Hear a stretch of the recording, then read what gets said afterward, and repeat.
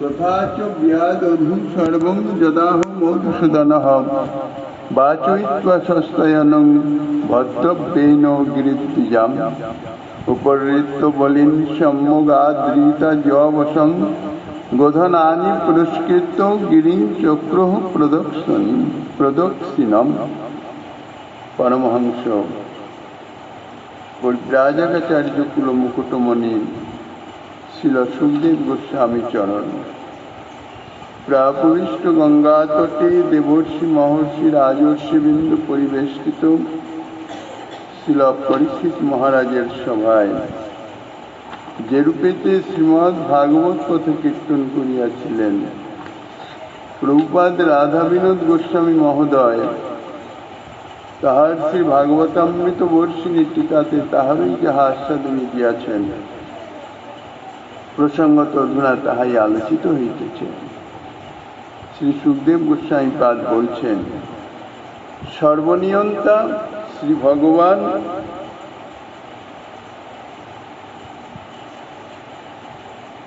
ইন্দ্রের গর্ব খণ্ডনের জন্যে এই সমস্ত কথা বলিলেন। নন্দাদি গোপগণ তাহা অতি সমীচীন বলে গ্রহণ করলেন। মধুসূদন শ্রীকৃষ্ণ যাহা বললেন, নন্দাদি গোপগণ তদনুসারী গোবর্ধন যাগের ব্যবস্থা করলেন। তাহারা বেদজ্ঞ ব্রাহ্মণ দ্বারা সস্তনায়াদি করিয়ে ইন্দ্রযাগের জন্য সংগৃহীত উপকরণ দ্বারা গোবর্ধন পর্বত এবং ব্রাহ্মণগণকে পূজোপহার প্রদান করলেন এবং গোগণকে যবস প্রদান পূর্বক সকলে যথাবিধি সমাদর করে গোগণকে অগ্রে নিয়ে গোবর্ধন পর্বত প্রদক্ষিণা করিলেন।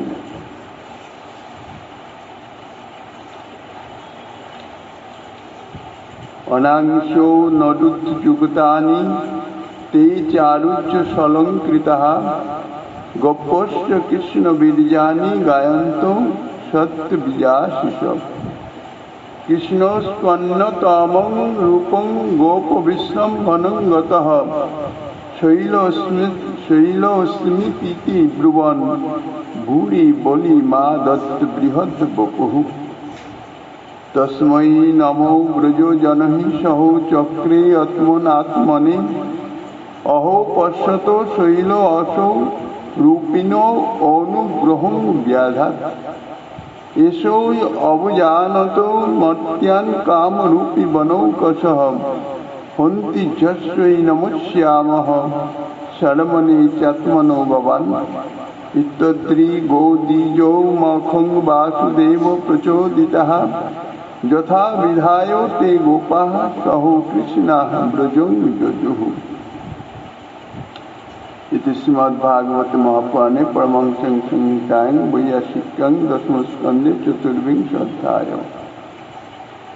বসন ভূষণাদিতে সুশোভিত গোপ এবং গোপীগণ কৃষ্ণ গুণানুগান করতে করতে গো শকটে আরোহণ করে ব্রাহ্মণগণের আশীর্বচনে অভিনন্দিত হয়ে গিরিরাজ গোবর্ধন পর্বত প্রদক্ষিণ করিলেন। শ্রীকৃষ্ণ গোপগণের বিশ্বাস উৎপাদনের জন্য একটি প্রকাণ্ড মূর্তি প্রকাশ করলেন এবং আমি গোবর্ধন এই কথা বলে সেই প্রকাণ্ড মূর্তিতে গোপগণের প্রদত্ত প্রচুর ভোজ্যাদি ভক্ষণ করিলেন। কি আশ্চর্য! দেখো দেখো, গোবর্ধন প্রত্যক্ষভাবে আমাদের উপরও অনুগ্রহ প্রকাশ করিতেছেন। এই গোবর্ধন সর্ববিধরূপই ধারণ করতে পারেন। যাহারা ইহাকে অবজ্ঞা করেন ইনি তাহাদিগকে বিনাশ করে থাকেন। অতএব আমরা নিজের এবং গোগণের মঙ্গলার্থ ইহার চরণে প্রণাম করি। এই কথা বলেন শ্রীকৃষ্ণ ব্রজবাসী নরনারীগণ সহ স্বয়ং নিজেরই দ্বিতীয় মূর্তিকে প্রণাম করলেন।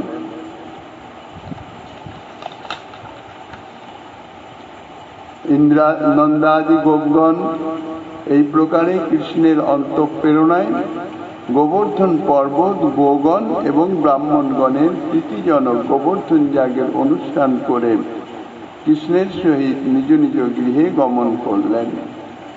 এইভাবে শ্রী সুখদেব গোস্বামী পাদ তিনি চতুর্বিংশ অধ্যায়ের সমাপন করলেন বিরাজ গোবর্ধন যাগ সমাপন করে।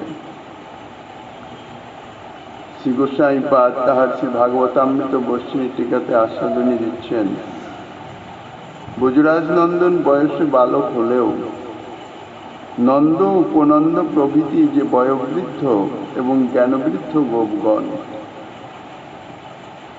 উপানন্দ তিনি নন্দ মহারাজের মন্ত্রী স্বরূপ শুধু নয়, তিনি জ্ঞানবৃদ্ধ, অর্থাৎ যে কোনো অবস্থায় এই উপানন্দের পরামর্শ তাহা নন্দ মহারাজ গ্রহণ করতেন।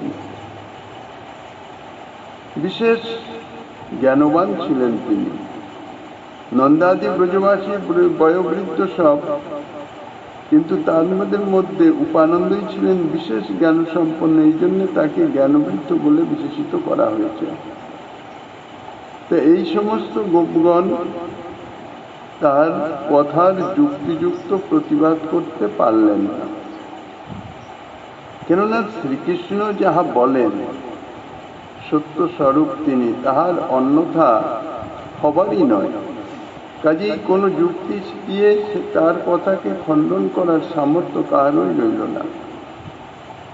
সকলেই মন্ত্রমুগ্ধের ন্যায় বালকের কথা শুনতে লাগলেন, ভাবতে লাগলেন যে সত্য সত্যই আমরা গো ব্রাহ্মণ এবং গোবর্ধন পর্বতের পূজা না করে এতকাল বড়ই অন্যায়ের কাজ করেছি। কারণ এই প্রত্যক্ষভাবে আমাদের সঙ্গে গো ব্রাহ্মণ এবং গোবর্ধন পর্বতেরই সংযোগ এবং তাহাদের উপকারে বা কৃপায় আমাদের জীবিকা নির্বাহ হইতেছে, যাহা আমরা এতদিন অনুভব করতে পারি নাই, আমাদের বুদ্ধির অগোচরে ছিল। শ্রীকৃষ্ণের যুক্তিপূর্ণ বাণীতে তাহাদের অনুভবে সেটা এলো। গো ব্রাহ্মণ এবং গোবর্ধন পর্বতই আমাদের প্রত্যক্ষ দেবতা, যিনি সাক্ষাৎভাবে আমাদের জীবিকা নির্বাহের জন্য সহযোগিতা করিতেছেন এবং প্রধান উপজীব্য এনাদের পূজা না করে এতকাল আমরা দেবরাজ ইন্দ্রের পূজা করে আমরা ব্যর্থ প্রয়াস করেছি, পণ্যশ্রম করেছি। কাজেই আমাদের এতকালীন যে ইন্দ্র পূজা তাহা ব্যর্থ প্রয়াস পণ্যশ্রম ব্যতীত আর কিছুই নয়। যেহেতু এই বালক সাধারণ গোপবালক নয়, সাধারণ গোপবালক হলে অন্য কোনো গোপবালকও তো এ সম্বন্ধে বলতে পারত, কিন্তু যাহা এত বছর ধরে আমাদের বুদ্ধিবৃত্তিতে আসে নাই, তাহা সাধারণ গোপবালকের বুদ্ধিবৃত্তিতে আসা সম্ভব নয়। তবে এই শ্রীকৃষ্ণের মধ্যে কেন এলো? যেহেতু এই বালক নারায়ণ তুল্য গুণশালী, সেই জন্যে নারায়ণ কৃপা করে এই বালককে দিয়েই আমাদের যেই এতকালীন যে ভ্রম ভুল তাহা দূর করে দিলেন এবং আমাদের যাহা প্রকৃত কর্তব্য সেই কর্তব্যের পথটি তিনি দেখিয়ে দিলেন। ইহা নারায়ণেরই বিশেষ কৃপা আমাদের প্রতি, যেহেতু আমাদের সকলেরই গৃহদেবতা হইতেছেন নারায়ণ। শ্রীকৃষ্ণের কথা শুনে নন্দাদি গোপগণের এইভাবে কর্তব্য বুদ্ধির পরিবর্তন ঘটে গেল। পরম্পরা ক্রমে যে ইন্দ্র যা করিতেছিলেন তাহার যে অকিঞ্চিতকারিতা সেটি অনুভবে এলো এবং প্রত্যক্ষ রূপে গোব্রাহ্মণ এবং গোবর্ধন পর্বতের পূজা করা এটাই যে একান্ত কর্তব্য সেটি তাদের অনুভবে এসে গেল। কাজেই এতদিনের যে তাহাদের গোবর্ধন যাগের যে প্রবৃত্তি, বাস্তবিক পরম্পরাক্রমে প্রাপ্ত যে সংস্কার তাহা ত্যাগ করা অত্যন্ত কঠিন, দুরূহ। একমাত্র ভগবত কৃপা ব্যতীত তাহা হয় না। কাজে শ্রীকৃষ্ণ, যদিও ব্রজবাসীগণ শ্রীকৃষ্ণকে ভগবান বলে জানেন না, মানেন না, কিন্তু হলে কি হবে, গোবিন্দ তো সাক্ষাৎ। কাজেই তাঁর বিশেষ কৃপায় তাহাদের এই বুদ্ধির অর্থাৎ প্রবৃত্তির পরিবর্তন ঘটে গেল এবং ইন্দ্রযাগের পরিবর্তে গোবর্ধন যাগের অনুষ্ঠান করবেন বলে সকলে কৃত সংকল্প হলেন। গুজরাজ নন্দন তাহার প্রকট লীলা বিগ্রহে বালক স্বরূপ হলেও তিনি তো অখিল ব্রহ্মাণ্ড পালক, সর্বনিয়ন্তা। তাহা ছাড়া তিনি সকলেরই হৃদয়ে অন্তর্যামী রূপে অধিষ্ঠিত আছেন। যাকে দিয়ে যা করান, যে প্রবৃত্তি ভিতর থেকে প্রেরণা দেন, সে তাহাই করতে বাধ্য হয়। সুতরাং তাহার পক্ষে নন্দাদি গোপগণের ইন্দ্রযাগের সংকল্প পরিবর্তন করা এবং গোবর্ধন যাগের সংকল্প প্রকাশ করা, এটা তো কিছুই কঠিন নয়, আশ্চর্যও নয়। তিনি কালাত্ম, অর্থাৎ তিনি কালেরও নিয়ন্তা। যে কালে যে কার্যের অনুষ্ঠান প্রয়োজন হয়, করা উচিত হয়, তাহা তাহারই প্রেরণায়, তাহারই ইচ্ছায় সংগঠিত হয়ে থাকে। যে সময় ইন্দ্রযাগের অনুষ্ঠান করাই ব্রজবাসী গোপগণের পক্ষে নিতান্ত প্রয়োজনীয় ছিল, তখন তাহার ইচ্ছাই তাহা সংগঠিত হয়েছে। অর্থাৎ এতদিন ইন্দ্রযাগের অনুষ্ঠান হয়েছে। সম্প্রতি দেবরাজ ইন্দ্রের গর্ব স্ফীত হতে হতে হতে হতে এমন স্তরে, অর্থাৎ এমন স্থানে পৌঁছেছে যে মহাগর্ব স্ফীত সেই দেবরাজের গর্ব খণ্ডন করা একান্ত প্রয়োজন। তো সেই গর্ব খণ্ডন করে ভকত চূড়ামণি গোবর্ধন গিরির আরাধনা করাই ব্রজবাসী গোপগণের পক্ষে প্রয়োজনীয়। পরবর্তীকালেও ইহাই হইতেছে জগতের কল্যাণকর।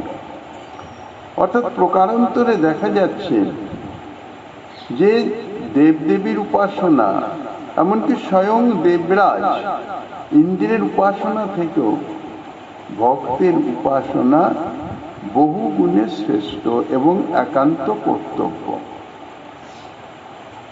তাহাই শ্রী গোবিন্দ প্রবর্তন করিতেছেন এবং ইহাই জগতের পক্ষে কল্যাণকর। সদা সর্বদাই ভক্তের আরাধনা, ভক্তের পূজা, ভক্ত সেবা, ইহাই হচ্ছে কল্যাণকর। এই জন্যেই জগতের কল্যাণকর বলে কাল নিয়ন্তা শ্রীকৃষ্ণ এখনে তাহাই প্রবর্তন করিতেছেন। একে তো শ্রীকৃষ্ণের ভুবনমোহন শ্রীবিগ্রহ স্বরূপ, তারপরে তিনি তো সর্বচিত্ত আকর্ষক। স্বাভাবিকভাবেই সকলের চিত্তকে, মন বুদ্ধি চিত্ত সমস্তকে আকর্ষণ করেন, সকলেই মুগ্ধ হয়ে যান। তারপরে তাঁর মধুর বাণী এবং সযৌক্তিক বাণী, সেই সর্বচিত্ত আকর্ষক স্বভাববশতই সকলে তাহার অনুগত এবং মতানুবর্তী হয়ে যায়, অর্থাৎ মুগ্ধ হয়ে যায়। তিনি যাহা কিছু বলেন তাহা ছাড়া আর অন্য কিছু হতে পারে না, এই জাতীয় অনুভব এসে যায়। কাজী নন্দাদি গোপগণ কেহই তাহার কথার কোনো রকম প্রতিবাদ না করে শ্রীকৃষ্ণ যা বলেছেন সেটাই করা উচিত, সেটাই ঠিক, তার মতের অনুবর্তী হয়ে গেলেন। ইন্দ্রযাগের পরিবর্তে গোবর্ধন যাগের অনুষ্ঠান করবার জন্যে নন্দাদি মহারাজ সকলে তাহারা কৃত সংকল্প হলেন। এ সম্বন্ধে শ্রী হরিবংশে বর্ণিত আছে, দামোদর বচ শ্রুত্বা হৃষ্টাস্তে গোষুজীবিনঃ তদ্বিয়াগো মৃতমাসাদ্য প্রত্যুচ্চুরবি সংকয়া তবৈষা বাল মহতি গোপানাং চিত্তবর্ধিনী বিনয়ত্যেব ন সর্বান বুদ্ধির বুদ্ধি করি ভবান ত্বং গতিস্ত্বং রতিশ্চৈব ত্বং বিত্বা ত্বং পরায়ণঃ ভবেশ্য ভয়দস্ত্বং নস্তমেব সুহৃদং সুহৃদ তৎকৃত্যে কৃষ্ণ ঘোষ অয়ং খেমি মুদিত গোকুলঃ কৃষ্ণ বসতি শান্তারির যথা স্বর্গং গতিস তথা। শ্রীকৃষ্ণের কথা শুনে ব্রজবাসী গোপগণ পরম হৃষ্ট হলেন তাহার বাক্যামৃত পান করে যেন তাহাদের সর্ববিধ ভয় দূরীভূত হয়ে গেল। অর্থাৎ ইন্দ্রযাগ না করলে তাহাদের যে অনিষ্ট, ইন্দ্র কুপিত হলে তাহাদের যে অনিষ্ট হতে পারে এই আশঙ্কায় যে ভয় অন্তরে ছিল, সেই ভয় কৃষ্ণের বচনামৃত শ্রবণে সব দূরীভূত হয়ে গেল। সর্বভয়হারীর কথায় তাহাদের ভবিষ্যৎ সমস্ত ভয় আশঙ্কা সমস্ত নির্মূল হয়ে গেল। তখন তাহারা শ্রীকৃষ্ণকে বলতে লাগলেন, হে বালক, তোমার এই মহতী বুদ্ধি গোপগণের হিতকারিণী এবং গোগণেরও বৃদ্ধিকারিণী। সুতরাং তোমার এই বুদ্ধি আমাদের সকলেরই মহাপ্রীতি বর্ধন করিতেছে। তুমি আমাদের একমাত্র গতি, ব্রজবাসীগণেরও একমাত্র তোমাতেই রতি। তুমি আমাদের হিতাহিত বেত্তা, কিসে আমাদের কল্যাণ হবে অকল্যাণ হবে সে সম্বন্ধে তুমি একমাত্র জানো। তুমি আমাদের ভয়কালে অভয়দাতা, তুমি আমাদের পরম সুহৃদ। একমাত্র তোমার জন্যই ব্রজভূমি আজ সর্ববিধ মঙ্গলের আস্পদ হয়েছে। কোন রকম অমঙ্গল এখানে এসে সে স্থান গ্রহণ করতে পারে না। ইতিপূর্বে বহু বহু অসুর এসছে, কিন্তু কোন রকম অকল্যাণ বা ব্রজের কোনো অনিষ্ট করতে সক্ষম হয় নাই। কাজেই সর্ববিধ মঙ্গলের আস্পদ হয়েছে তোমার কারণে, আর গোপগণ তোমার জন্যই পরমানন্দে বর্ধিত হইতেছে। তোমার জন্যই ব্রজবাসীগণের সমস্ত শত্রু বিনাশ হচ্ছে এবং সকলেই পরমানন্দে স্বর্গবাসের থেকেও আরো আনন্দে এই ব্রজভূমিতেই বাস করিতেছে। নন্দাদি নন্দ গোবরাজ এবং ব্রজবাসী গোপগণ শ্রীকৃষ্ণের কথা শুনে পরমানন্দ লাভ করলেন এবং সকলেই শ্রীকৃষ্ণের নির্দেশ মতো গোবর্ধন যাগের আয়োজনে রত হয়ে গেলেন। তাহারা ইন্দ্রযাগ না করে বালকের কথায় গোবর্ধন যাগের অনুষ্ঠানে প্রবৃত্ত হলেন বটে, কিন্তু দেবরাজেন্দ্র কুপিত হয়ে যদি বৃষ্টি না করেন তাহাতে আমাদের কি অবস্থা হবে? কারণ একমাত্র বৃষ্টির উপরেই আমাদের নির্ভর। কিন্তু সেই জন্য ইন্দ্র কুপিত হবেন বলে তাহাদের মনে কোনো প্রকারের ভীতির সঞ্চার হলো না।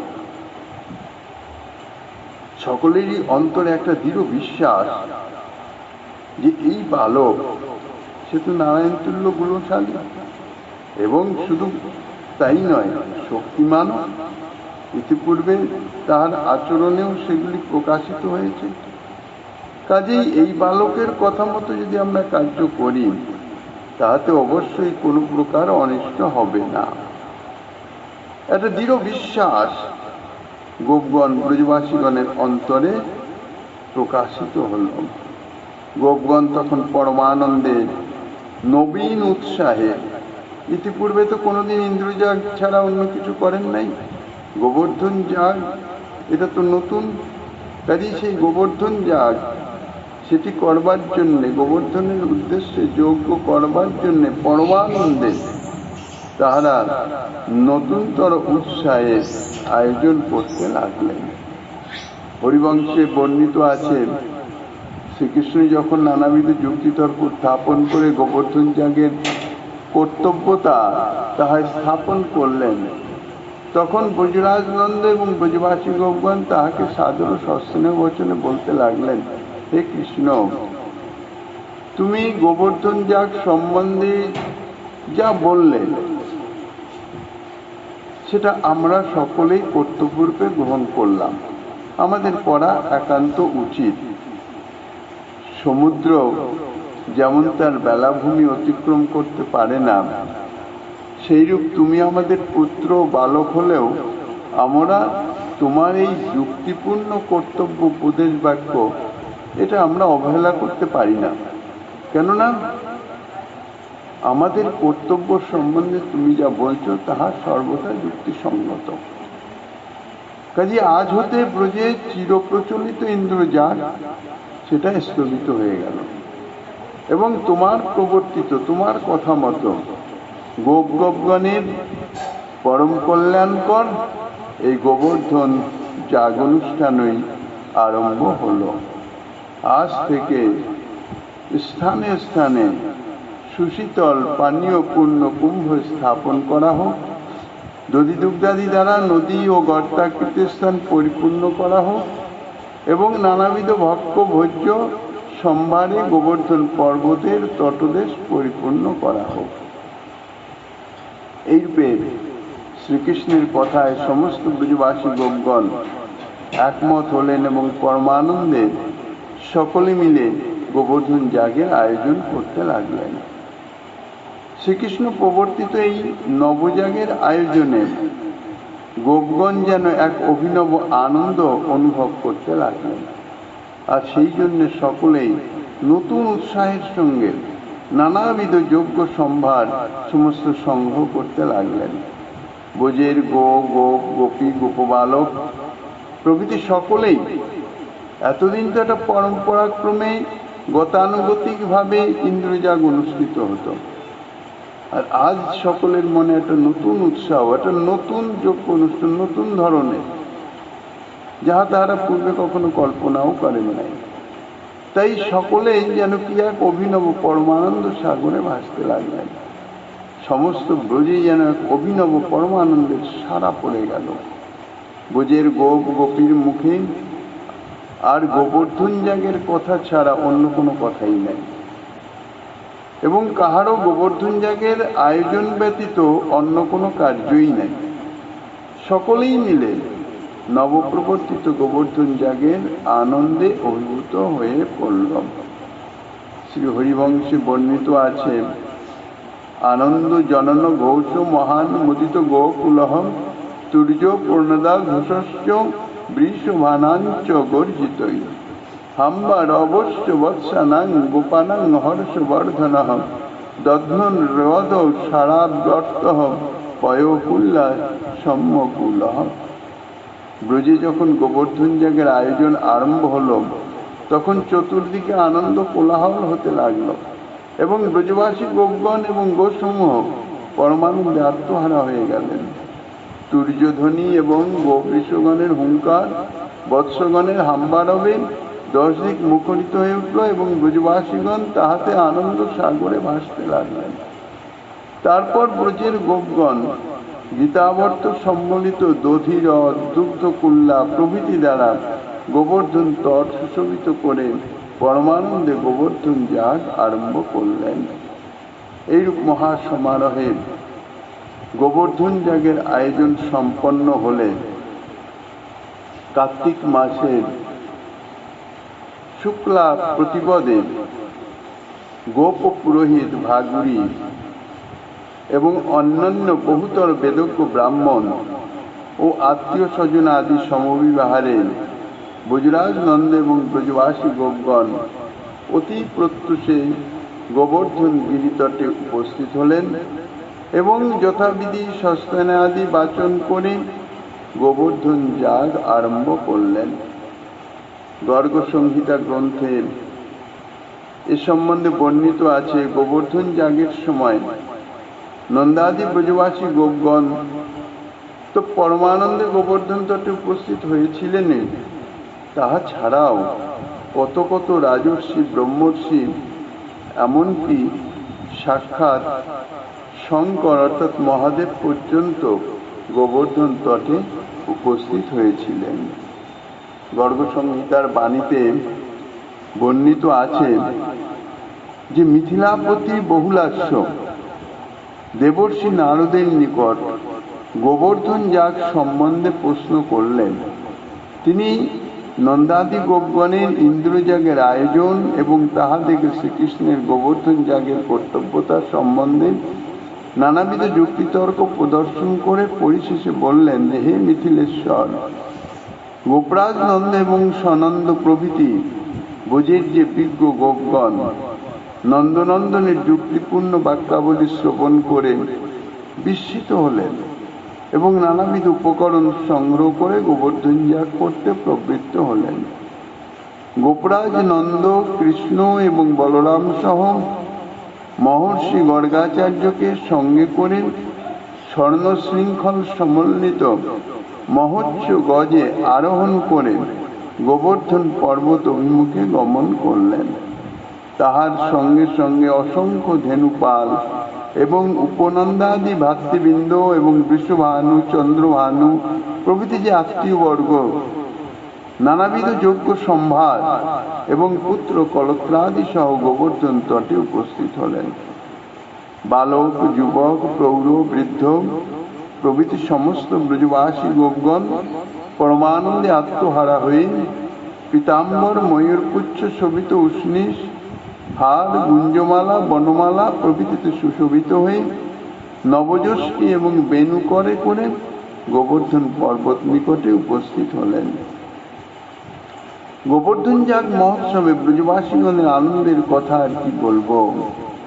কৈলাসপতি গঙ্গাধর আমার মুখে এই নবযাগের কথা শ্রবণ করে, অর্থাৎ নারদের মুখে, পরমানন্দে জটাজুট বন্ধন এবং নরকপাল ও অস্থিমালা ধারণ পূর্বক বস্ত্রলিপ্ত এবং ভুজঙ্গমালা সুশোভিত কলেবরে দুস্তর ভাং ও বিষ ও পানে মত্ত হয়ে বামভাগে পর্বতরাজ নন্দিনীকে নিয়ে নন্দী বিষবে আরোহণ করে প্রমথগণ সহ গোবর্ধন মণ্ডলে এসে উপস্থিত হলেন। ইহা ব্যতীত অগণিত রাজর্ষি, ব্রহ্মর্ষি, দেবর্ষি, সিদ্ধেশ্বর, যোগেশ্বর, হংস, পরমহংস তাহারা সকলেই গোবর্ধন যাগের সংবাদ জেনে, তাহারা তো ত্রিকালদর্শী, কাজেই তাহারা সেই সংবাদ তাহাদের নিকট প্রকাশিত হয়ে গেল। তাহারা পরমানন্দে সকলেই গোবর্ধন তটের নিকটে এসে উপস্থিত হলেন। কার্তিক মাসের শুক্লা প্রতিপদে যথাসময়ে গোবর্ধন তটে শ্রীকৃষ্ণ প্রবর্তিত গোবর্ধন যাগের শুভারম্ভ হল। শত শত বেদজ্ঞ ব্রাহ্মণ মিলিত হয়ে কেহ বা সামগান, কেহ বা পুরুষ সূক্ত আদি স্তুতিপাঠ, কেহ বা যথাবিধি অগ্নি স্থাপন করে তাহাতে আহুতি প্রদান, কেহ বা হোমকুণ্ডের চরুস্থালী স্থাপন করে চরুপাঠ, কেহ বা নানাবিধ বিহিত কর্মের আয়োজন এবং কেহ বা পর্যবেক্ষণ করতে লাগলেন। যজ্ঞস্থলে রাশি রাশি অন্ন, ব্যঞ্জন, পিষ্টক, অপুপ, খণ্ডলড্ডু, বটক প্রভৃতি স্তূপ, দধি, দুগ্ধ, গীত, পায়সাদির কুল্লা অর্থাৎ বিশাল বিশাল পাত্র এবং দানার্থে ধান্য পর্বত, তিল পর্বত ইত্যাদি শোভা পেতে লাগল। ব্রজবাসীগণ আহ্লাদে আত্মহারা হয়ে কেহ বা যজ্ঞ দর্শন, কেহ বা অতিথি সম্মাননা, কেহ বা সমাগত জনের অভ্যর্থনা এবং কেহ বা বিধি কার্যের পর্যবেক্ষণাদি ইত্যাদি সকলেই কোনো না কোনো কার্যে নিযুক্ত হয়ে গেলেন। এইভাবে মহাসমারোহে নবীন উদ্যমে শ্রীকৃষ্ণ প্রবর্তিত গোবর্ধন যাগের অনুষ্ঠান হতে লাগল।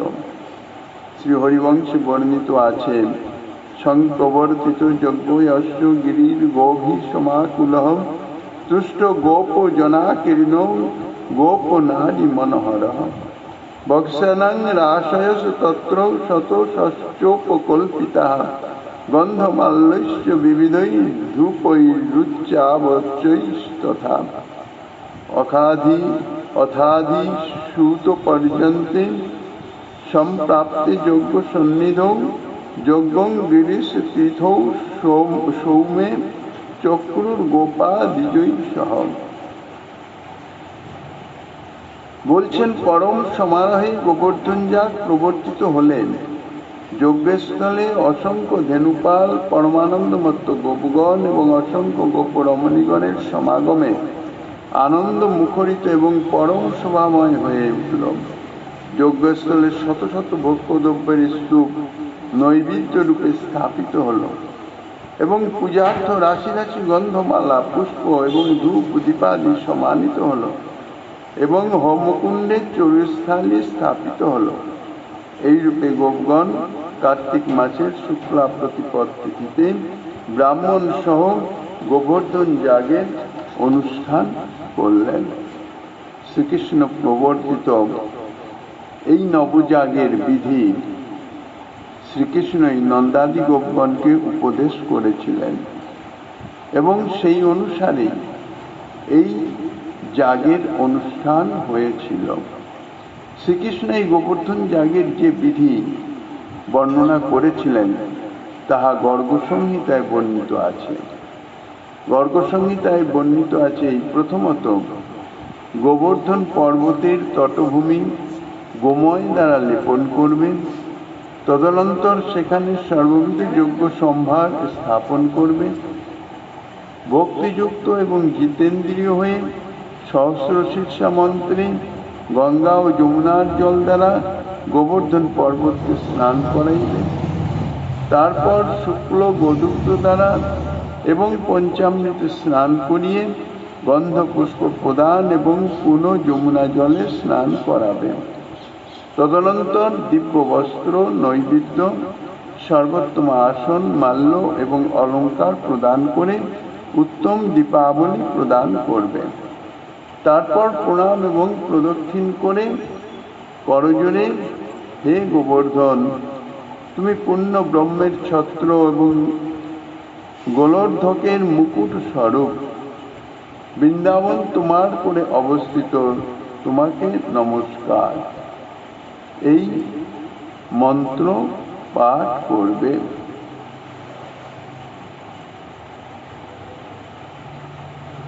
অনন্তর পুষ্পাঞ্জলি প্রদান করে নীরাজন করবে এবং ঘণ্টা, কাংস ও মৃদঙ্গাদি বাদ্যধ্বনি সহকারে বেদ আহমেতং প্রভৃতি মন্ত্র পাঠ করে লাজ অর্থাৎ খই বর্ষণ করবেন। অতঃপর শ্রদ্ধা সহকারে গোবর্ধন পর্বত সমীপে পঞ্চপঙ্ক্তি সমন্বিত অন্নকূট অর্থাৎ অন্নের স্তূপ স্থাপন করবেন। চতুষ্ষষ্ঠী পাত্র স্থাপন করে তাহাতে তুলসী দল এবং গঙ্গা ও যমুনার জল পূর্ণ করবেন। ষট পঞ্চাশত প্রকার উত্তম ভোগ দ্বারা শ্রদ্ধাপূর্বক সেবা করবেন। অনন্তর গন্ধ পুষ্প দ্বারা অগ্নি, ব্রাহ্মণ, গো এবং দেবতাগণের পূজা করেন। সুগন্ধি সুমিষ্ট খাদ্যদ্রব্য দ্বারা ব্রাহ্মণগণকে ভোজন করাইবেন। এতদ্ভিন্ন সমাগত চণ্ডালাদি পর্যন্ত সকলকেই উত্তম রূপে ভোজন করাবেন। তদনন্তর গোপী এবং গোপ বালকগণ দ্বারা গোগণের নৃত্য করাইবে এবং মঙ্গলধ্বনি এবং জয় শব্দ উচ্চারণ করে গোবর্ধন মহোৎসব সমাপন করবে। গর্গ সংহিতায় গোবর্ধন যাগের যে বিধি দেখা যায় তাহাতে মনে হয় যে শ্রীকৃষ্ণ কেবলমাত্র ব্রজবাসীগণের জন্যই গোবর্ধন যাগ প্রবর্তন করেন নাই। তিনি জগৎবাসী সকলকেই আদেশ করেছেন যে কার্তিক মাসের শুক্লা প্রতিপদে সকলেই যেন ভক্ত শ্রেষ্ঠ গোবর্ধন গিরিরাজের অর্চনা করেন এবং তাহাতে সকলেরই পরম কল্যাণ হবে। যাহাদের গোবর্ধন তটে গিয়ে গোবর্ধন পূজা করা সম্ভবপর নহে তাহাদের গোবর্ধন পূজাবিধি সম্বন্ধেও শ্রী গর্গ সংহিতায় বর্ণিত আছে। যত্র গোবর্ধন অভাবস তত্র পূজাবিধিম শৃণু, গোময়ীর বর্ধনং পূর্যাৎ তদাকাং পরোন্নতম, ইত্যাদি ইত্যাদি। অর্থাৎ শ্রীকৃষ্ণ নন্দ প্রভৃতি গোপগণের তাহাদের নবপ্রবর্তিত গোবর্ধন যাগের বিধি সম্বন্ধে উপদেশ দিয়ে পরিশেষে বলছেন, যেখানে গোবর্ধন নাই অর্থাৎ যাহাদের পক্ষে গোবর্ধন পর্বতটা এসে গোবর্ধনের পূজা করা সম্ভব নয় তাহাদের পূজাবিধি বলিতেছি, শ্রবণ কর। যেখানে গোবর্ধন পর্বত নাই সেখানে গোময় দ্বারা গোবর্ধনগিরির আকৃতি নির্মাণ করতে হয় এবং নানাবিধ পুষ্প, লতা ও তৃণাদি দ্বারা উহা সুশোভিত করতে হয়। পরে যথোক্ত বিধানে তাহার অর্চনা করতে হয়। জগতে সকলের পক্ষেই তো গোবর্ধন পর্বতের পূজা করা তাহা হইতেছে পরম হিতকর। গোবর্ধনের কোনো শিলাখণ্ডের সমপরিমাণ স্বর্ণখণ্ড গোবর্ধন পর্বতে রেখে সেখান থেকে শিলাখণ্ড আনয়ন করে তাহার অর্চনাও করা যেতে পারে। কিন্তু যদি কেহ শিলাখণ্ডের সমপরিমাণ স্বর্ণখণ্ড গোবর্ধন পর্বতে না রেখে গোবর্ধনের শিলাখণ্ড গ্রহণ করেন এবং তাহলে তাহার মহারৌরব নরকে গমন করতে হয়। জগতে যে ব্যক্তি শালগ্রাম শিলার অর্চনা করে সে পদ্মপত্রে জলের ন্যায় কোনো পাপেই লিপ্ত হয় না, কিন্তু যে মহাভাগ্যবান ব্যক্তি গোবর্ধন শিলার অর্চনা করে তাহার সপ্তদ্বীপা পৃথিবীস্থিত সর্বতীর্থ অবগাহনের ফল লাভ হয়। যে ব্যক্তি প্রতি বৎসর গিরিরাজ গোবর্ধনের মহাপূজা করে সে ইহলোকের সর্বসুখ ভোগ করে এবং দেহান্তে সংসার বন্ধন থেকে মুক্তি লাভ করে। গৌড়ীয় বৈষ্ণব স্মৃতি শাস্ত্র যে শ্রী হরিভক্তি বিলাস তাহাতেই গোবর্ধন পূজা সম্বন্ধে বর্ণিত আছে। শ্রীকৃষ্ণ দাস বর্জ অয়ং শ্রী গোবর্ধন ভূতরহ শুক্ল প্রতিপদী প্রতি কার্তিকে অর্চয়ত্র বৈষ্ণবই। শ্রী গোবর্ধন পর্বত শ্রীকৃষ্ণ দাস বর্জ অর্থাৎ শ্রীকৃষ্ণ দাসদের মধ্যে সর্বশ্রেষ্ঠ। সুতরাং বৈষ্ণব মাত্রেরই কার্তিক মাসের শুক্ল প্রতিপদে যথাবিধি গোবর্ধন পর্বতের অর্চনা করা উচিত। শ্রী গোবর্ধনগিরি পূজনের বিধি সম্বন্ধে পদ্মপুরাণেও বর্ণিত আছে। পদ্মপুরাণে বর্ণিত আছে যে মথুরায়ান তথা নত্র কৃত্বা গোবর্ধনং গিরিং গোময়েন মহাস্থূলং তত্র পূজ্য গিরির যথা। মথুরায়াং তথা সাক্ষাৎ কৃত্বা চৈব প্রদক্ষিণং বৈষ্ণবং ধাম সংপ্রাপ্য মোদতে হরিসন্নিধৌ। মথুরা মণ্ডল ব্যতীত অন্য স্থানে গোবর্ধন পূজা করতে হলে গোময় দ্বারা মহাস্থূল গোবর্ধন পর্বত নির্মাণ করে যথাবিধি অর্জন করতে হয়। যাহারা মথুরা মণ্ডলে বাস করেন তাহারা গোবর্ধন তটে এসে পূজা করবেন এবং সাক্ষাৎ গোবর্ধন পর্বত প্রদক্ষিণ করবেন। গোবর্ধনের পূজা এবং প্রদক্ষিণ করলে বিষ্ণু লোকে গতি হয় এবং তাহার নিকট বাস করবার সৌভাগ্য লাভ হয়। শ্রী চৈতন্য চরিতামৃতে পূজ্যপাদ কবিরাজ গোস্বামী তিনি বর্ণনা করেছেন, শ্রীপাদ শঙ্করানন্দ সরস্বতী নামে এক বৈষ্ণব সন্ন্যাসী শ্রী বৃন্দাবন থেকে একখণ্ড গোবর্ধন শিলা এবং একগাছি গুঞ্জামালা নিয়ে গিয়েছিলেন এবং তাহা নিয়ে পুরীধামে গিয়ে শ্রীমন মহাপ্রভুকে দিয়েছিলেন।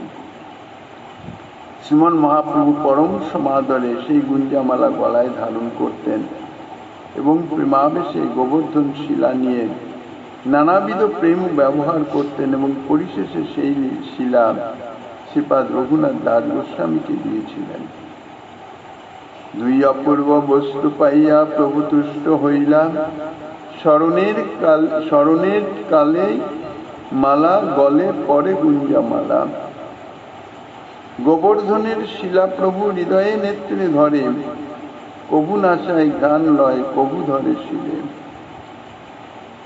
নেত্র জলে সেই শিলা ভিজে নিরন্তর, শিলাকে কহেন প্রভু কৃষ্ণ কলেবর। এই মতো 3 বৎসর শিলামালা ধরিলাম, তুষ্ট হইয়া শিলামালা রঘুনাথে দিলাম। প্রভু কহেন, এই শিলা কৃষ্ণের বিগ্রহ, ইহার সেবা করো তুমি করিয়া আগ্রহ। এই শিলার করো তুমি সাত্বিক পূজন, অচিরাতে পাবে তবে কৃষ্ণ প্রেম ও ধন। শ্রীহস্তে শিলা দিয়া এই আজ্ঞা দিলা, আনন্দে রঘুনাথ সেবা করিতে লাগিলা।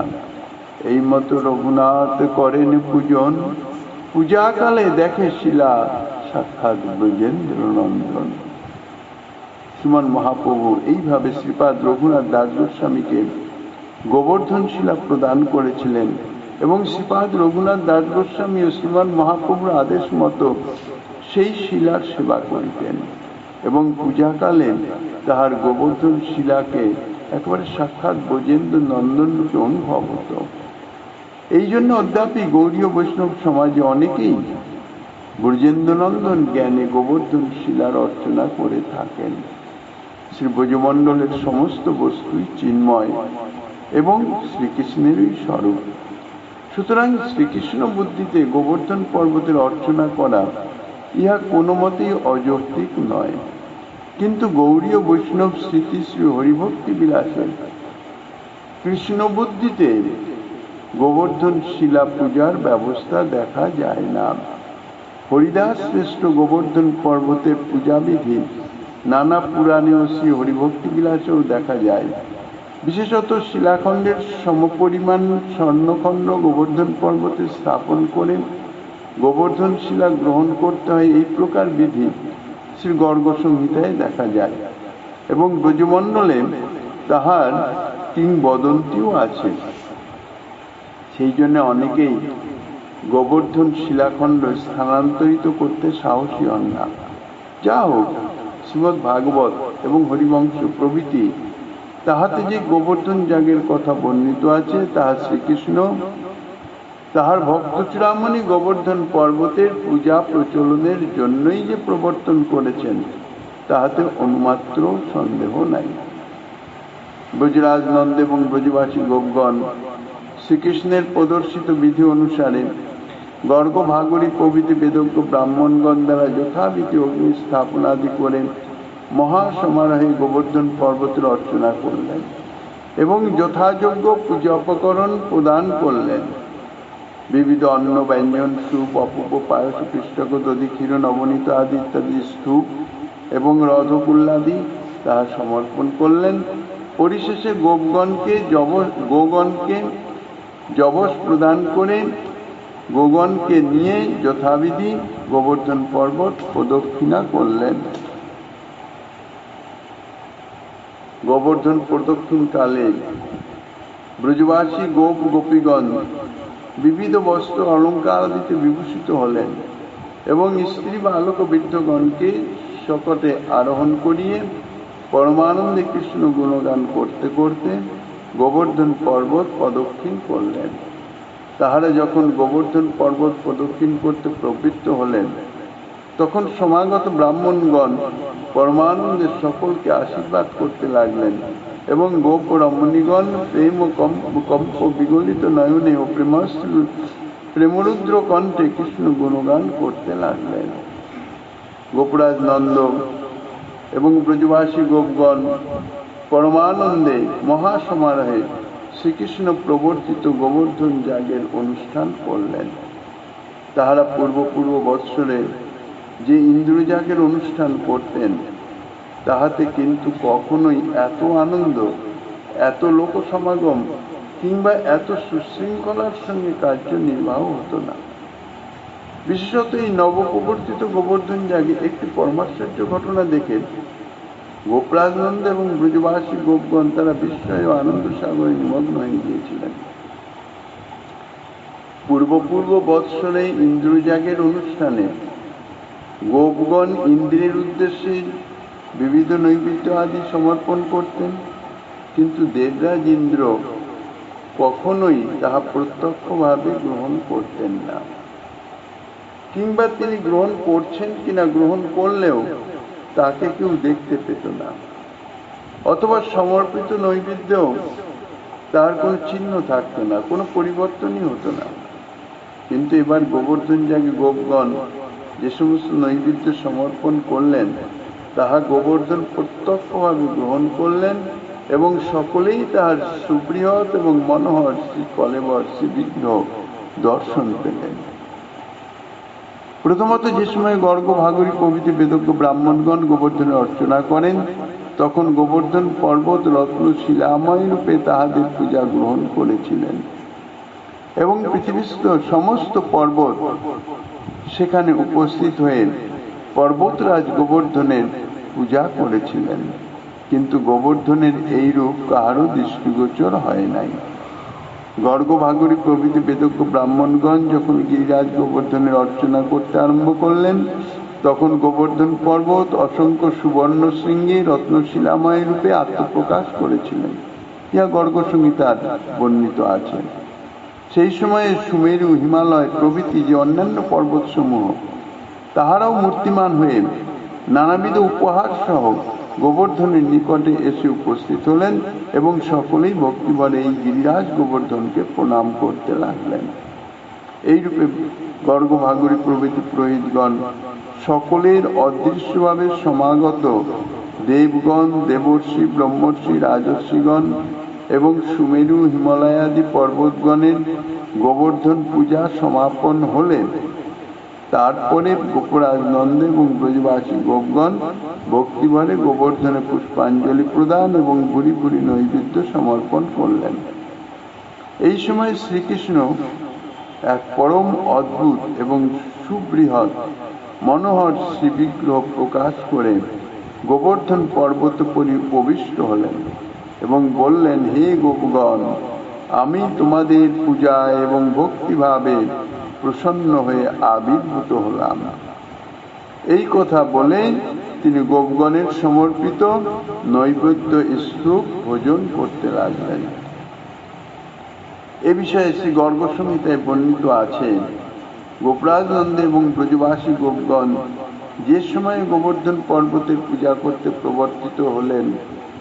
প্রবৃত্ত হলেন তখন শ্রীকৃষ্ণ অতি দীর্ঘ এক মূর্তি ধারণ করে গোবর্ধন পর্বত থেকে আবির্ভূত হলেন এবং গোপগণকে আহ্বান করে আমি গোবর্ধন, আমি গোবর্ধন এই কথা বলে তাহাদের প্রদত্ত অন্নাদির স্তূপ ভোজন করতে লাগলেন। গোপ ও গোপীগণ গোবর্ধন পর্বতের এই মহাপ্রভাব দেখে এবং তাহাকে বর প্রদানের জন্য উৎসুক জেনে আনন্দিত এবং সুবিস্মিত হয়ে বলতে লাগলেন, হে গিরিরাজ, আমরা নন্দনন্দনের প্রসাদেই আপনার এই দেব বিগ্রহ দর্শন করতে পারলাম। আপনার কৃপায় যেন আমাদের গোধন এবং বন্ধুর বর্গ দিনে দিনে বৃদ্ধি প্রাপ্ত হয়। গোপগণের এই প্রার্থনা শুনে কিরীটকেয়ুরাদি পরিশোভিত দিব্য কলেবরধারী গিরিরাজ তথাস্তু বলে সম্মতি প্রদান করে অন্তর্হিত হলেন। ব্রজবাসী গোপগণ যে ইন্দ্রযাগের অনুষ্ঠান করলেন তাহাতে এরূপ ভূরিভোজ্যের আয়োজন এবং অতিথির সমাগম হতো না। কিন্তু শ্রীকৃষ্ণ প্রবর্তিত গোবর্ধন যাগে কত যে অন্ন পর্বত, খণ্ডলড্ডু পৃষ্ঠগাদির পর্বত এবং দধিক্ষীর পরমান্নাদির দ্রৌণী নৈবেদ্য রূপে সমর্পিত করা হলো তার কোনো শেষ নাই, ইয়ত্তা নাই। কিন্তু আশ্চর্যের বিষয় এই যে এই সমস্ত আয়োজন করতে গোপগণকে কিছুমাত্র পরিশ্রম করতে হয় নাই। অতি অল্প সময়ের মধ্যেই সমস্ত আয়োজন সমাধান হয়ে গিয়েছিল। গোবর্ধন যাগে যে সমস্ত অতিথির সমাগম হয়েছিল তা পূর্ব বৎসরের ইন্দ্রযাগের তুলনায় শত শতগুণ সমাগম হয়েছিল। কিন্তু তাহাদেরও যথাযোগ্য আদর অভ্যর্থনা কিংবা ভোজনাদির ব্যবস্থা করতে গোপগণের কোনো রকম ক্লেশ কিংবা কোনো অসুবিধা ভোগ করতে হয়নি। তাতে মনে হয় যে শ্রীকৃষ্ণই সকলের অলক্ষ্যে পাচক এবং গোপাদির মূর্তি ধারণ করে অন্ন ব্যঞ্জন পায়স পৃষ্ঠগাদি পাক এবং অতিথিগণের সম্বর্ধনা ইত্যাদি করেছিলেন। গোবর্ধন যাগে শ্রীকৃষ্ণ এইরূপে বহুমূর্তি ধারণ করেছিলেন, কিন্তু তার মধ্যে কেবলমাত্র গোবর্ধন পর্বতস্থিত যে বৃহদাকার মূর্তি তাহাই গোপগণের দৃষ্টিগোচর হয়েছিল, অনুভবগোচর হয়েছিল। শ্রী হরিবংশে এই মূর্তি সম্বন্ধে বর্ণিত আছে যে তং গোপা পর্বতাকারং দিব্য শ্লোগনুলেপনম গিরিমূর্ধ্নিস্থিতং দৃष्ट्वा হৃष्ट्वा যুগ্ম প্রধানতঃ। গোবর্ধন পর্বতোপরি দিব্য মালানুলেপনা আদি দ্বারা সুশোভিত পর্বতাকার প্রকাণ্ড মূর্তি দেখে গোপগণ পরম হৃষ্ট হলেন এবং সকলেই শ্রীকৃষ্ণের নিকট উপস্থিত হলেন। শ্রীকৃষ্ণও গোপগণ সহ সেই বৃহদাকৃতি দেবতার সম্মুখীন হলেন এবং সকলে মিলে তাহার চরণ উদ্দেশ্যে প্রণাম করলেন। যদ্যপি সেই পর্বতে স্থিত বৃহৎ শ্রীমূর্তিও শ্রীকৃষ্ণই, তথাপি শ্রীকৃষ্ণ গোপগণের গোবর্ধন যাগে শ্রদ্ধা ও বিশ্বাস স্থাপন করবার জন্য নিজেও নিজের বিভিন্ন মূর্তিকে প্রণাম করলেন। শ্রীকৃষ্ণ গোপরাজ নন্দের পুত্র এবং ব্রজবাসী গোপগণের পুত্র তুল্য, তা হয়েও তিনি গোবর্ধনস্থিত বৃহৎ মূর্তিতে তাহাদের সকলের প্রণাম গ্রহণ করতে কোনো আপত্তি করলেন না।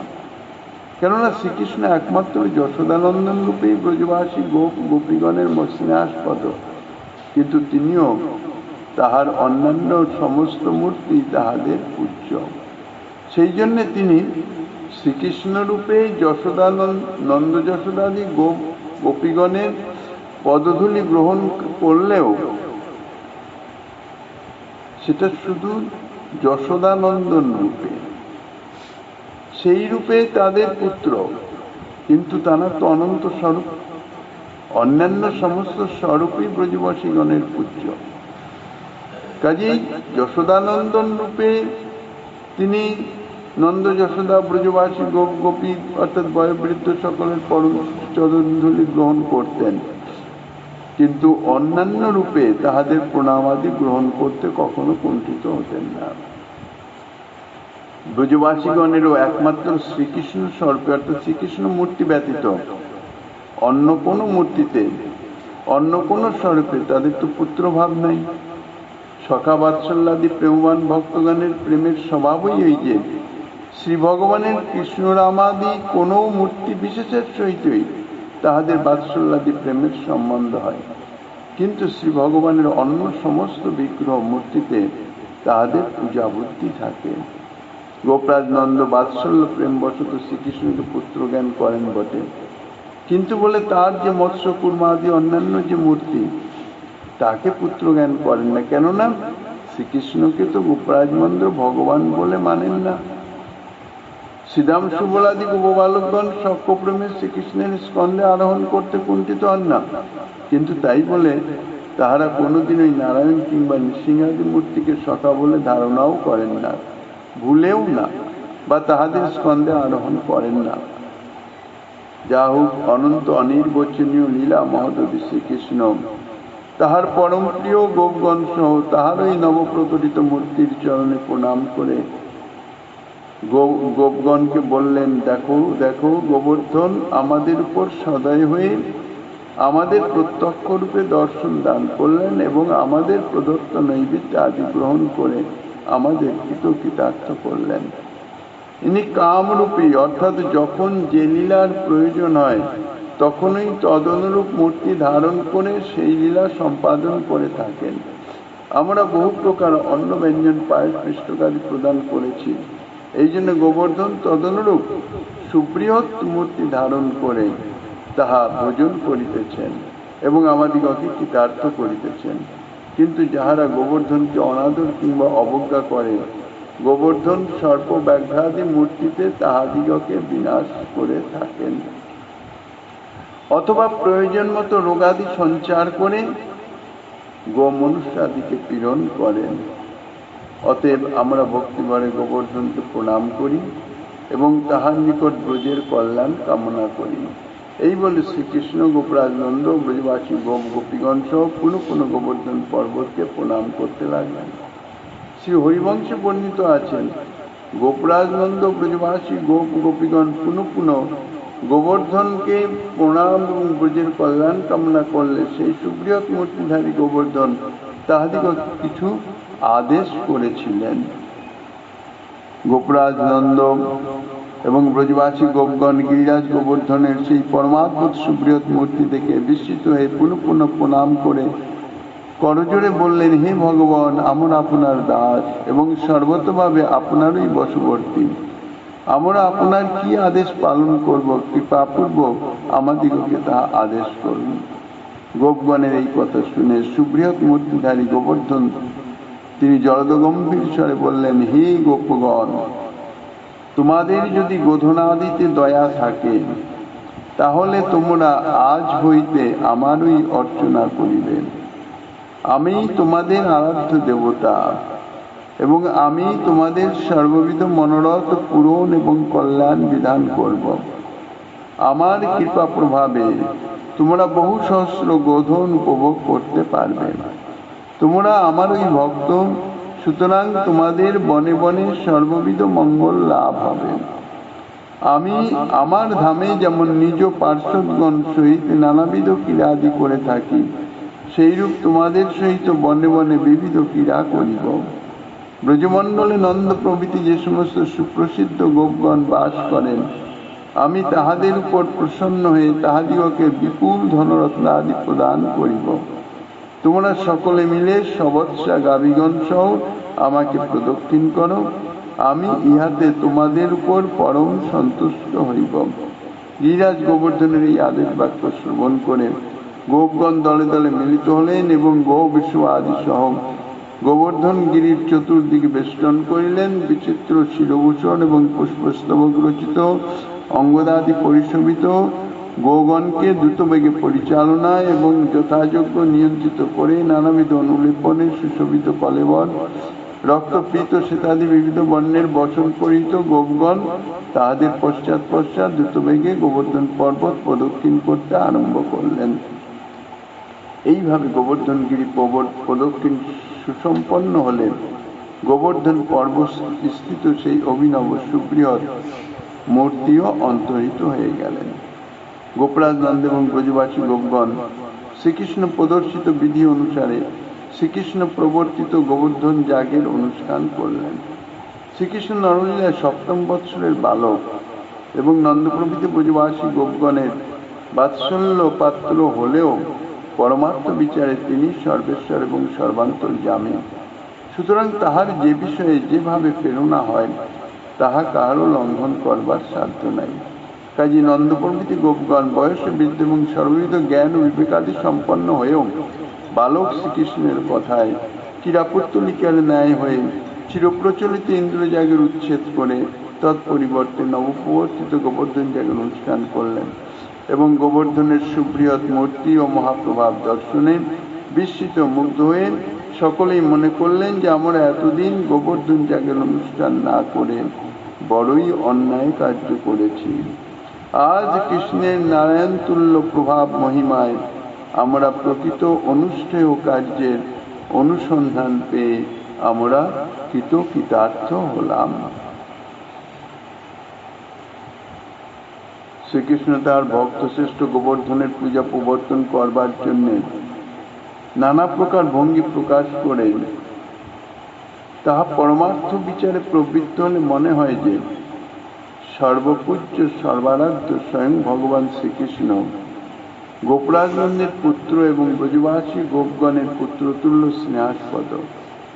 তাহারা তাহাদের নিত্যসিদ্ধ প্রেম ও স্বভাববশত শ্রীকৃষ্ণের সেবা করে থাকেন।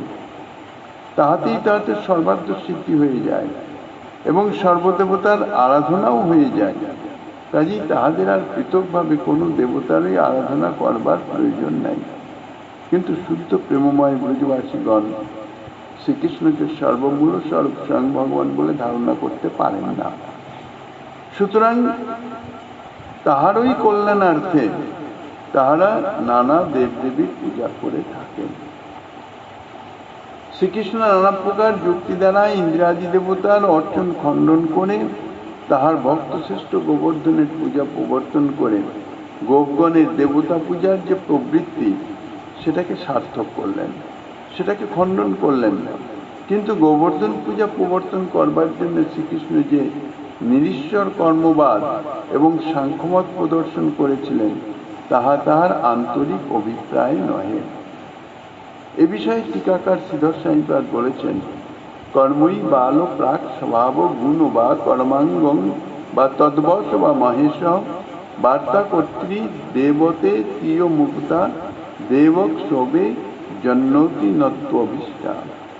শ্রীকৃষ্ণ দেবক্ষ অর্থাৎ ইন্দ্রের গর্ব খণ্ডনের জন্যই নন্দাদি গোপগণের নিকট কর্মই যে জীবের সর্ববিধ সুখ দুঃখাদি বিধানের সমর্থ, প্রাক্তন কর্ম সংস্কার এবং সত্যাদি গুণই যে জীবের কর্ম প্রবৃত্তির হেতু, ঈশ্বর কর্মাঙ্গ অথবা কর্মাধীন জীবগণের যাহা সাক্ষাৎ উপজীব্য তাহাই তাহাদের দেবতা, এই 6টি মতের অবতারণা করেছিলেন। এটি তার অভীষ্ট নয়, অর্থাৎ নিরীশ্বর কর্মবাদাদি প্রচার করানো এটা শ্রীকৃষ্ণের উদ্দেশ্য নয়। তিনি ইন্দ্রযাগ খণ্ডন এবং গোবর্ধন যাগ প্রবর্তন করাবার জন্যেই যুক্তি প্রদর্শন ছলে এই সমস্ত মতের অবতারণা করেছেন মাত্র। অতএব শ্রীকৃষ্ণ ব্রজবাসী গোপগণের নিকট যে সমস্ত নিরীশ্বর কর্মবাদ এবং সাংখ্যমতের যুক্তি প্রদর্শন করেছিলেন তাহা সমালোচনা করে কাহারও নিরীশ্বরবাদ মতাবলম্বী হওয়া উচিত নহে। এ সম্বন্ধে টিকাকার শ্রীপাদ বিশ্বনাথ চক্রবর্তী তিনিও বলেছেন, ন নিরীশ্বর মীমাংসা সাংখ্য রূঢ়ীকৃতি তদীন্দ্র মখ ভঙ্গার্থং ন তুতে সম্মতে শতাম। শ্রীকৃষ্ণ ব্রজবাসী গোপগণের নিকট যে নিশ্চর মীমাংসা এবং সাংখ্যমত অঙ্গীকার করে নানাবিধ যুক্তি প্রদর্শন করেছিলেন, সেটি শুধুমাত্র ইন্দ্রজাগকে খণ্ডন করবার উদ্দেশ্যে। অতএব এই মত বেদ মার্গ অনুসারে সৎ ব্যক্তিগণের সম্মত নহে। বিশেষত শ্রীকৃষ্ণ এই সমস্ত মতাবলম্বনে ইন্দ্রজাগ খণ্ডন করে নিজ ভক্ত চূড়ামণি গোবর্ধনেরই অর্চনা প্রবর্তন করেছেন। যদি নিরীশ্বরবাদ প্রবর্তনই তার উদ্দেশ্য হতো, তাহলে তিনি ঈশ্বর ভক্ত গোবর্ধনের পূজা প্রচলনের জন্য এত প্রয়াস পেতেন না।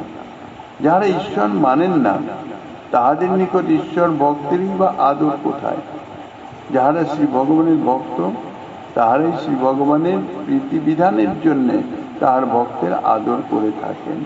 এ বিষয়ে শ্রী ভগবানেরই আদেশ আছে আদি পুরাণে, যে মে ভক্ত জনাহ পার্থ ন তে ভক্তাশ্চ মে মতাঃ মদ ভক্তানান্তু ইয়ে ভক্তাস্তে মে ভক্ত তোমা মতাঃ।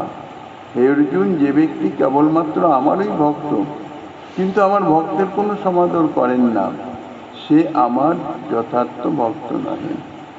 যে ব্যক্তি আমার ভক্তের সমাদর করে, সেই হচ্ছে আমার ভক্ত শ্রেষ্ঠ। যাই হোক, ভক্তবৎসল শ্রী ভগবান এই প্রকার বিবিধ যুক্তি প্রদর্শন করে ব্রজবাসী গোপগণের চিত্তে গোবর্ধন যাগানুষ্ঠানের সংকল্প প্রকাশ এবং তাহা সুদৃঢ় করে তাহাদের দ্বারা গোবর্ধন যাগের অনুষ্ঠান এবং তৎপ্রসঙ্গে নানাভাবে গোবর্ধনের মহিমা প্রকাশ করে পরমানন্দে গোবর্ধন যাগ সম্পন্ন করলেন এবং ব্রজবাসীগণ সহর্ষ চিত্তে ব্রজে প্রবেশ করলেন। এইভাবে গোস্বামী পাদম তিনি এই অধ্যায়ের সমাপন অর্থাৎ টিকার সমাপন করলেন। পরবর্তী আস্বাদনে শ্রীমান মহাপ্রভু কৃপায় আগামী দিন আস্বাদনের বাসনের অধ্যকার ভাগবতী কথা এখানেই বিশ্রাম।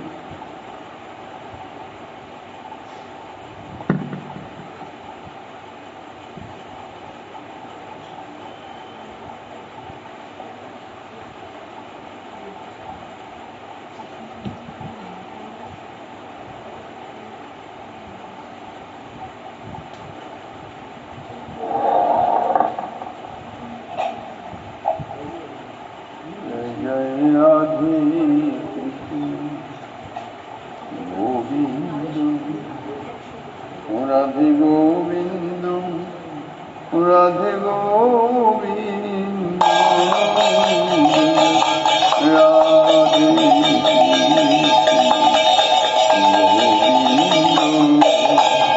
জয় মদন মোহন বৃন্দাবন চন্দ্র জয় জয় রাধারমণ রাজে বিহারী শ্রী গোকুলানন্দ জয় জয় রাধাকান্ত রাধা বিনোদ শ্রী রাধা গোবিন্দ জয় জয় রাসেশ্বরী বিনোদিনী রয় ধর্মকুলা চন্দ্র জয় জয় ললিতা যত বৃন্দ জয় জয় শিরোপমঞ্জলি রতিমঞ্জলি জয় জয় পূর্ণমাসি কুণ্ডলতা জয় বিরাবৃন্দ তোমরা সবে মিলে করো কৃপা আমি অতি মন্দ রামায় কৃপা করে দেহ যুগল চরণার বিন্দ যেন আকুল প্রাণে গাইতে পারি রাধে গোবিন্দ রাধে গোবিন্দ রাধে গোবিন্দ জয় জয় রাধে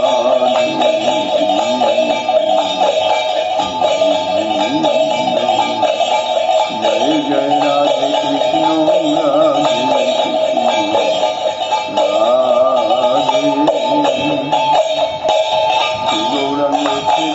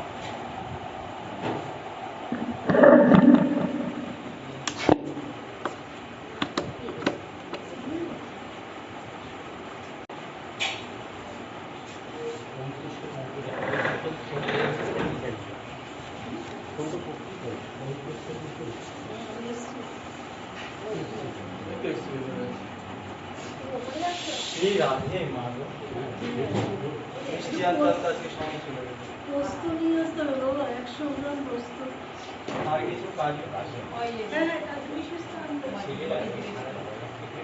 আমার এই কাজ না ছেলে তো খাটার জন্যই আছে আমার এই কাজ এই ছেলে কাটার জন্য তো ঘরে আচ্ছা বলছি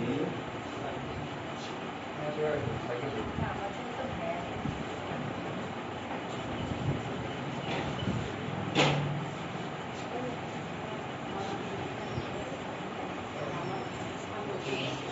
ওকে কি হয় না আমার কি এখন আসবো না পরে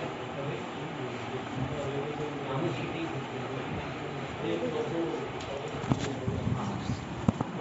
আজকে মেয়েদেরই হয়ে গেছে।